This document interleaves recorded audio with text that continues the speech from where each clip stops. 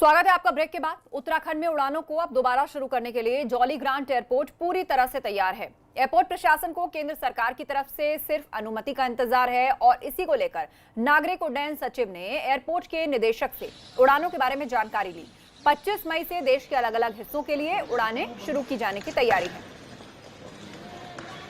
सरकार के गृह मंत्रालय से यह परमिशन दी गई है कि 25 मई से हमारे यहाँ पर हवाई सेवा प्रारंभ हो जाएंगी, डोमेस्टिक हवाई सेवाएं प्रारंभ हो जाएंगी। इस संदर्भ में मेरी यहाँ पर जौलीग्रांट के डायरेक्टर से बात हुई थी और भारत सरकार के भी जॉइंट सेक्रेटरी के यहाँ से अब ये गाइडलाइन जारी हुई है।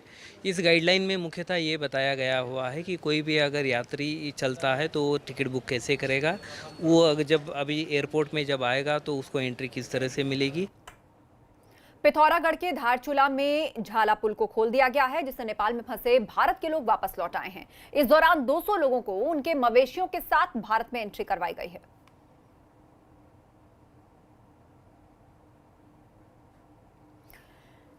तो अहम खबर हम आपको बता रहे हैं, धारचूला में पुल को खोल दिया गया है, झूला पुल,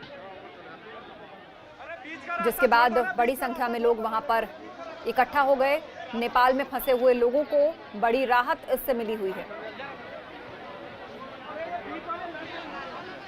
उधर लॉकडाउन 4 के दौरान मिली छूट के बाद काशीपुर के बाजार में लोगों की भीड़ बढ़ने लगी है। आलम यह है कि दुकानों पर खरीदारी के लिए पहुंचने वाले लोग सोशल डिस्टेंसिंग का पालन नहीं कर रहे, जिससे कोरोना के संक्रमण का खतरा बढ़ गया है।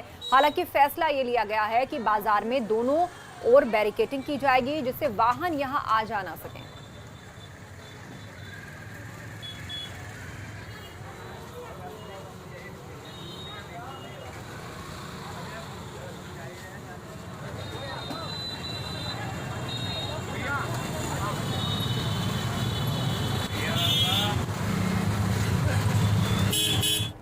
उधर रुड़की के खेड़ा जट्ट गांव में 13 मई को अगवा किए गए बच्चे की हत्या कर दी गई। पुलिस ने आरोपियों की निशानदेही पर गन्ने के खेत से बच्चे का शव बरामद कर लिया। पुलिस का कहना है कि आपसी रंजिश के चलते पहले तो 9 साल के बच्चे का अपहरण किया गया और फिरौती की रकम न मिलने पर बच्चे की हत्या कर दी गई।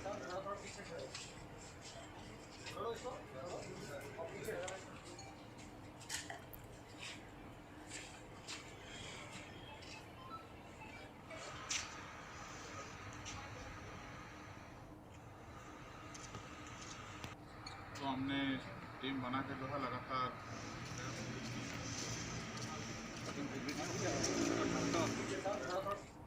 उधर कॉर्बेट टाइगर रिजर्व में बाघों की गणना का काम चल रहा है, जिसके लिए पार्क में कैमरा ट्रैप लगाए गए हैं।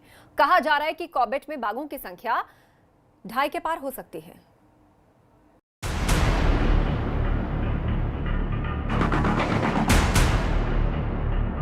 रामनगर का Corbett tiger reserve royal Bengal tiger का एक कुदरती ठिकाना है। कॉर्बेट पार्क में एक बार फिर से बाघों की गिनती का काम चल रहा है।